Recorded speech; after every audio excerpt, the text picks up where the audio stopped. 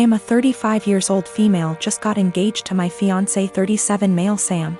We do not live together because we're waiting till marriage given he and his family are highly conservative Christians but they're really nice and lovable people. I had plans to spend NYE with Sam, but he said he was out for NYE dinner celebration with his parents then called me again inviting me to join them, and I happily did. His parents were there, they welcomed me and ordered many dishes and desserts and drinks. We celebrated and had great time, that is until it was time to pay. I pulled my wallet out of my bag letting them know that we'll split the check between us. Sam mumbled, "No, you don't have to, we invited you," but I insisted. He and his parents then stared at me. I asked what was wrong and both mother-in-law and father-in-law said they didn't have money on them. I was shocked. I turned to Sam and he said he too forgot his wallet at home and didn't bring enough money to cover even on round of drinks. His dad then laughed nervously, "Right, so guess we should let the doctor pay." I was taken aback. I said, "I'm sorry, but no, this is just so much money to spend on one dinner by myself, and I didn't think I was expected to pay the entire bill." Sam said I should pay and he'd pay me back later, but I said no since I know he will have to get a job to pay that much money. I said, "I'm sorry, but this isn't the first time I've been put in this situation by him and family, where I'm expected to rescue them after they somehow forgot their wallets and expect bothers to pay hundreds for their extravagant dinner." I told them I'll only pay for what I had and that's it. He and his parents were shocked. They started arguing about how I have the potential to pay right there and then, but I was acting as if they were strangers, not family. But that doesn't mean I'm obligated to pay. How could someone go out to a fancy restaurant, order so many dishes, desserts and drinks without bringing money? Sam begged that I just do it and call it a night, but I refused. The argument got heated, then I got up and walked out. Sam called later at 2 a.m. basically yelling that I ruined NYE celebration and made his parents suffer, because I refused to pay the entire bill. AMD instead acted selfishly and paid only for myself, after they were gracious enough to invite me. I told him how unfair it was for me to pay. Even if I have a good salary doesn't mean I want to spend it all on fancy dinner. He didn't reply, he just said he'll pray that my parents will let this go, and not resent me after I basically damaged the relationship with them. I felt awful thinking I should have covered the bill instead of leaving. I am a 30 years old male, and I got married 2 weeks ago. I was married before but it ended after I found out that my older brother Thomas, 34 years old, got involved with my first wife. It was devastating because we were close and had a great relationship. I also helped him so much while he was struggling, and seeing how he repaid me hurts to this very day. I stopped talking to him and mom and dad forced me to keep it a secret, and because I was too weak to argue with them, I just kept my own distance. Then I met my now wife. My family loved and embraced her as their own. Mom and dad treat her like a queen, which helped repair and solidified my relationship with them. However, as the wedding was approaching, they told me they expected me to invite Thomas. I of course refused, but they kept guilting me about what the relatives and other guests would think and say when they don't see Thomas there. I fought with them about it till the day of the wedding. Turned out they'd invited him behind my back, but I found out and stopped them in time. They came to the wedding looking pissed, asking what we were going to tell people when they ask about Thomas. I told them I'd take care of it. And what I did was take a moment while everyone was paying attention, grabbed the mic and flat out announced this and said, "The reason I didn't invite Thomas to my wedding is because I was worried he'd steal my now wife just like he stole the first one."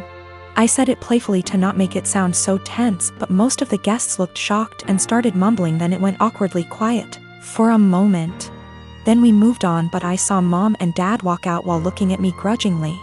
Later they started lashing out about how I just exposed Thomas and caused him to be shunned by the family in the most hideous of ways.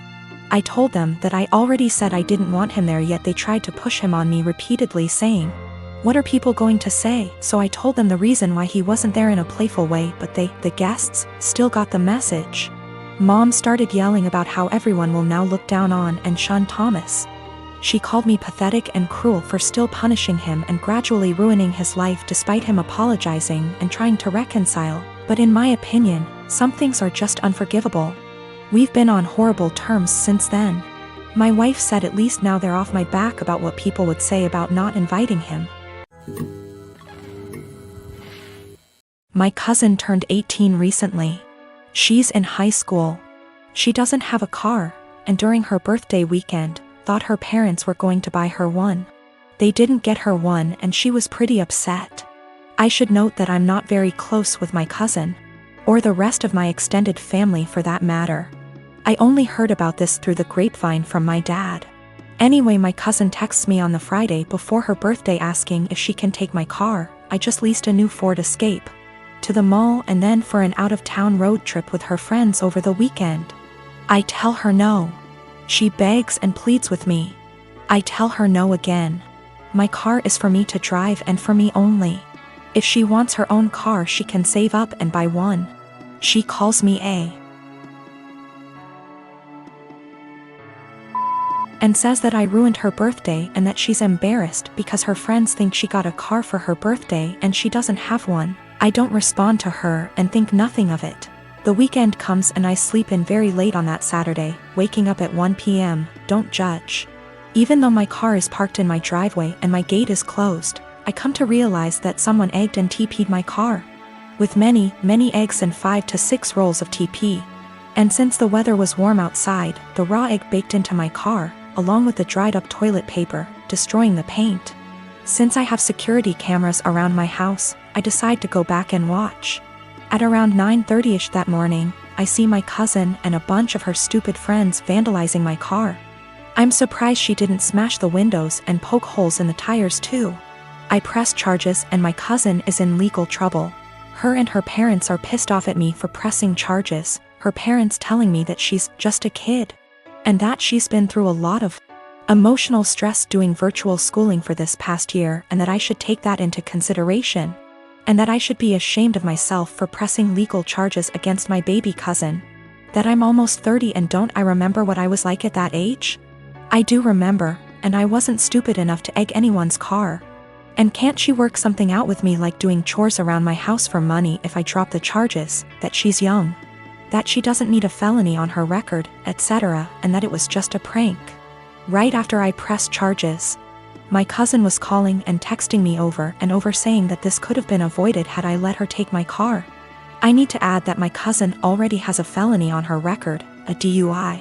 She's not remorseful of anything. Also, my aunt and uncle will not pay me for the damages. They just want me to drop the charges and pay for everything myself like nothing happened. I'm currently working part-time at a restaurant on my university's campus. I mostly work shifts with this one girl, we'll call her Anna, who is all for the body positivity movement. She embraces her body type and regularly posts inspiring quotes or images on her social media accounts. Personally, I have nothing against this at all. I am also in full support of treating and accepting everyone no matter their body type. However, I do believe that everyone should be healthy, eating right, exercising, taking care of their mental health, etc. Or at least attempting to be. I don't support those who use the body positivity movement as a cloak to shield and justify their unhealthy and damaging behaviors. However, despite being a supporter, Anna regularly comments on my body type. For example, I always bring food for my shifts since I personally think the food there is not the healthiest, burgers, fries, more fried food, etc.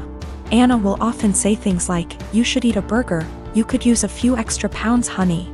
Or, "You look skinnier than last week. I told you to stop eating salads every day." She'll sometimes even feign concern for me and ask me in private if I was struggling with my weight, and then proceed to tell me that I look way too skinny to be healthy. One time I was changing into my work shirt in the back and Anna saw my stomach and commented that my stomach was starting to look like a man's. I have no idea what that even means, but I doubt it was a compliment. These hypocritical comments have pissed me off. I enjoy eating healthy and cooking my own meals, and I enjoy working out and staying toned. Anna, on the other hand, gorges herself on the food in our restaurant, drinks about 3 cans of Coke per shift, and does not work out. I don't think this is healthy. Finally, during yesterday's shift, this guy I kinda like came in to get some food, and I was super excited to see him. He turned out to be a bit cold towards me, and the whole event was a bit anticlimactic. Oh well.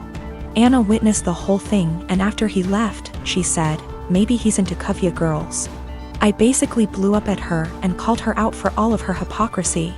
I asked how she could call herself a supporter of body positivity when she regularly shamed my body.